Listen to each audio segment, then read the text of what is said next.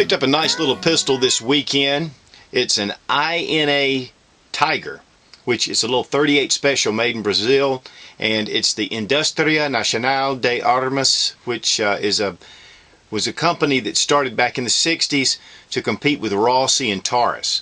And of course Rossi and Taurus were very established, and of course now Rossi's was even bought up by Taurus. And these pistols were very popular. In fact, they were used by the Brazilian Air Force and a lot of police forces in .32, and then this one is a .38 Special.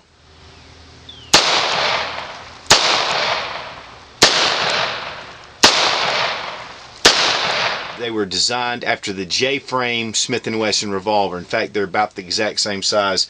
And if you've seen in my earlier review, little J-frame Centennial here. And as you can see, the frame is real close. This has the 3-inch barrel, with the hammer has Cabola grips right here.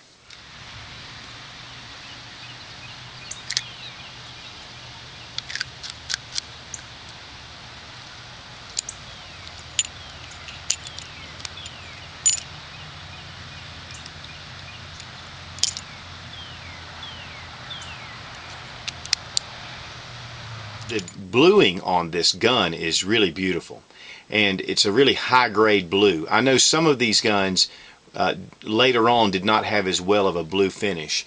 Also, again, the Cabola grips here, as you can see, just a very nice finished piece.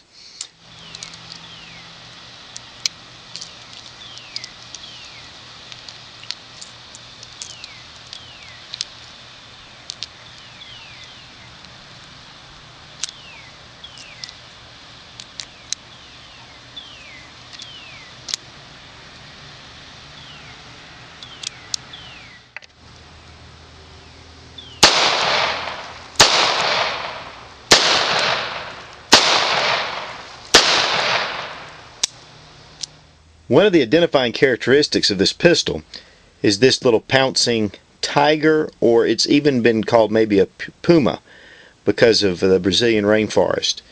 But it does have stripes on it. But it's a really, and then here you can also see the bluing on this gun. What a quality job. They say it was a really favorite of the Brazilian people during when these were being made. Now, as you can see, the I.N.A. here, and it says made in Brazil.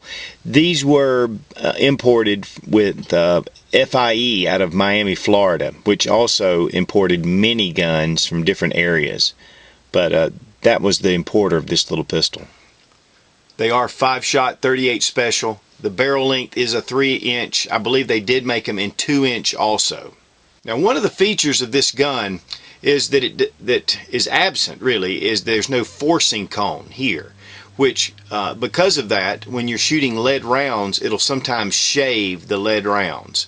So if you ever have one of these, you know, there will be some lead shavings. You need to keep that clean. You know, these are very rarely found outside of Brazil, but what's funny is a buddy of mine, I bought it from him, and then the next day I found in a local trading post that deals in guns, they had one also. A real quality piece that I think you'd be pleased with for the money. These are very reasonable little pistols. Now, as far as price, because there's not really a way to tell, I've heard anywhere from $150 up to $250. So really, if you find one and you want it, you just pay for it. That's all I can say, because really there's not many references to what these pistols go for.